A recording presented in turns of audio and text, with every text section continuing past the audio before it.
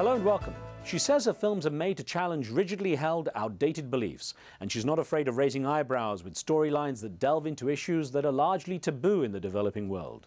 This week on 101, meet the independent and determined Indian-born Canadian director, Dheepa Mehta.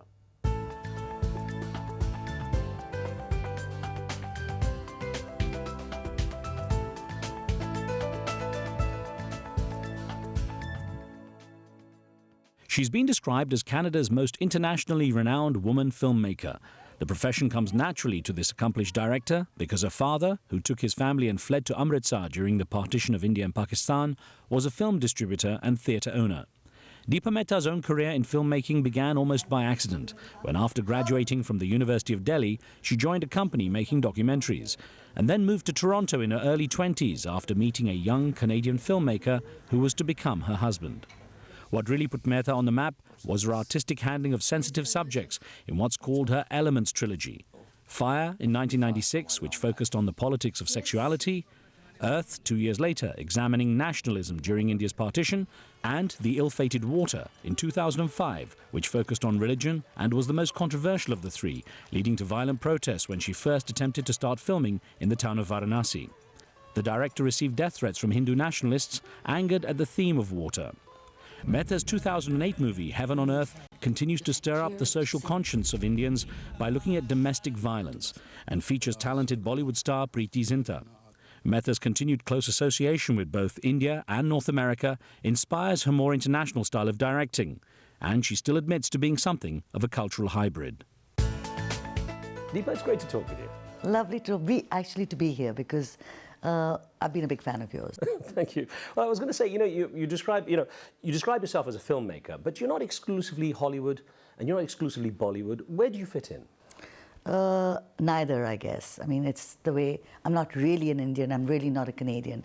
So I'd like to think of myself as a citizen filmmaker of the world, or at least one that has one foot in India and one in Canada. There are a lot of people who complain that cinema is often formulaic.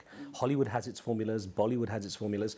In that middle ground, as you say, you don't like the labels, but in that middle ground, do you have the flexibility, do you have the freedom to do what you want? That's the only area, in fact, that you do have the freedom because, like you said, Hollywood does definitely have its formula, which is not very different from Bollywood. Yeah. I mean, Bollywood also has its formula, but both the woods are defined by they're an industry. It's an entertainment industry that wants to make money. So that is what actually really makes them very similar. Well, you're clear of the woods in that sense, but can you get the financing? That's what I was wondering. Yes, you can. It's tough in the beginning. I remember for Fire, I mean, everybody who worked on Fire worked on deferred salaries. We just didn't have the money, and we made the film for something like, I think, what, $500,000, and that was basically just paying for the stock and then asking for favors. But because Fire did well commercially, relatively, that it became easier then you get a set of distributors who like your work, and they're sort of keen on getting your next film, and it becomes slightly easier. Well, it was a fantastic movie, by the way, and I was going to say that it's interesting. People say that a lot of people I've spoken to in the film business say it's all about a good story. Mm-hmm. And that, it's not necessarily all the effects or the big names or thing, but it's the story will make or break the film. What do you view on that? Absolutely. I mean, it's the screenplay, and the screenplay is the story, but it's also the dialogue or the non-dialogue. Story is paramount, and then I think the way you present it.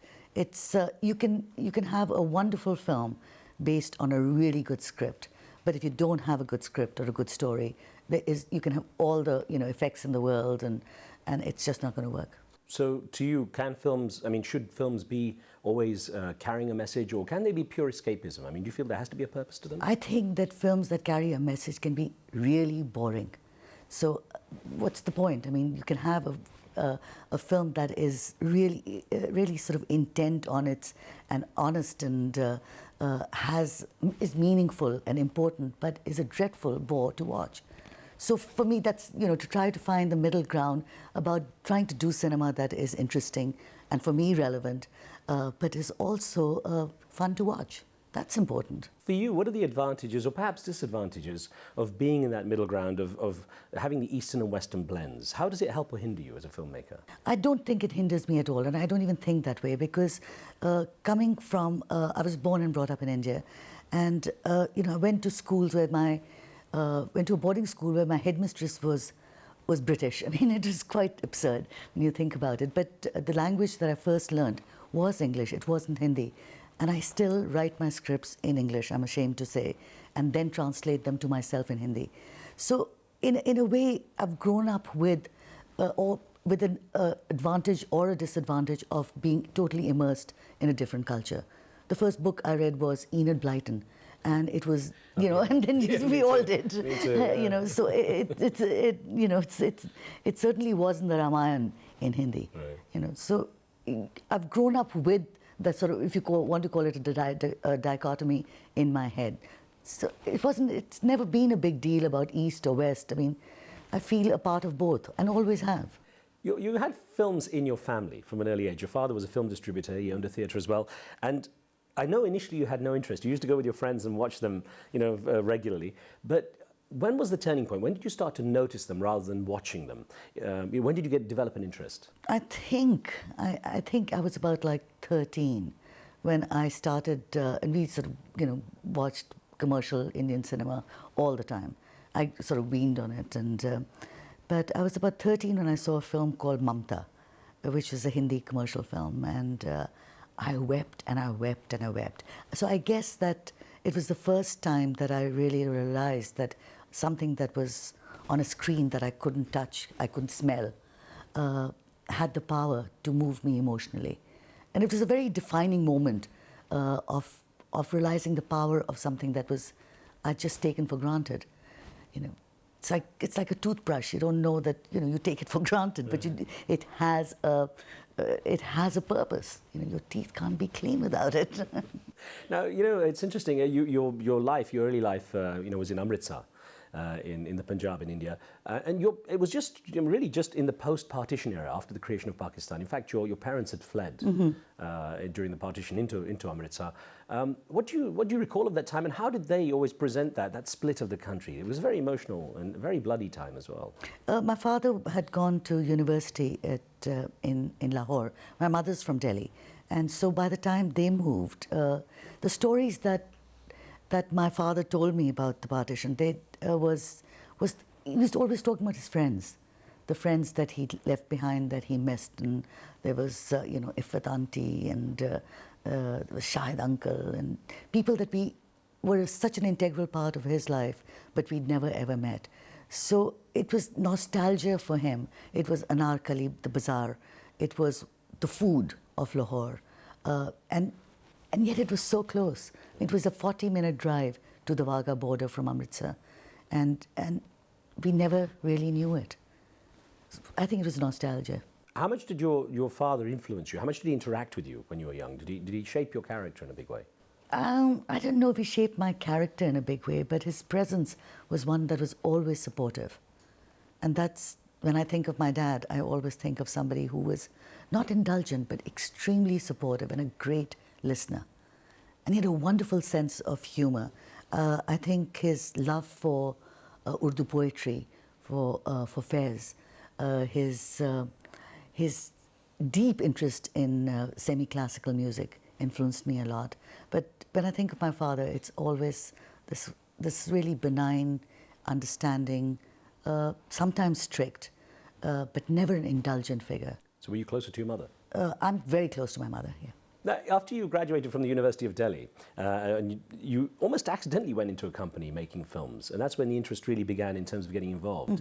In that respect, because you didn't have any formal training. No, I didn't. How did it develop? Where was it at the point you said, okay, this is what I'm going to do? I guess the informal training that I had was my exposure to film from a very early age, and also that exposure did something that I think holds me in good stead right now. It totally de-glamorized film, which was very important, I think. It helps me now enormously.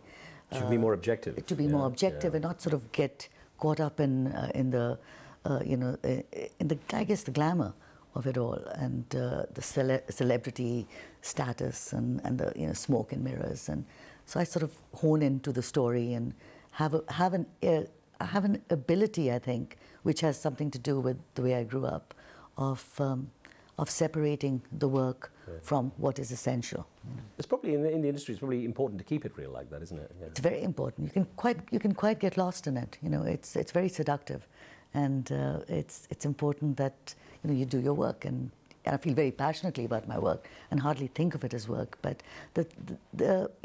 unlike any other industry, with the film industry, it really does come with all the bells and whistles, and not to get affected by it, I think, is important. So. And it was around that time, soon after you'd started working, you met Paul Saltzman, a young Canadian yes, a film director. filmmaker, doing research in Delhi as well. Got married, you were young, and moved to Canada at the age of 23, around 23.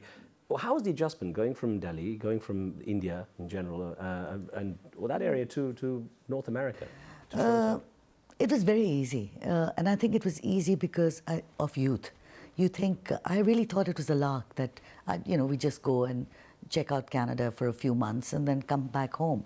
I never thought that I would end up by moving from India, because India remains very close to me and continues to be that. And I never ever thought I'd end up, becoming a Canadian citizen and living in Canada and enjoying it.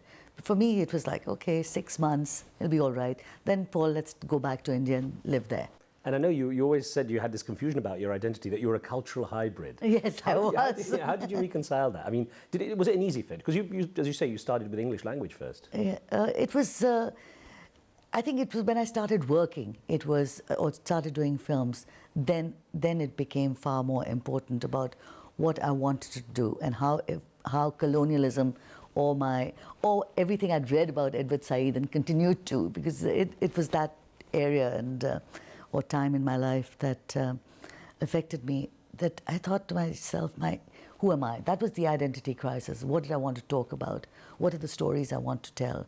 And of course, what I've realized is that the point is not to think that much, but actually to feel it.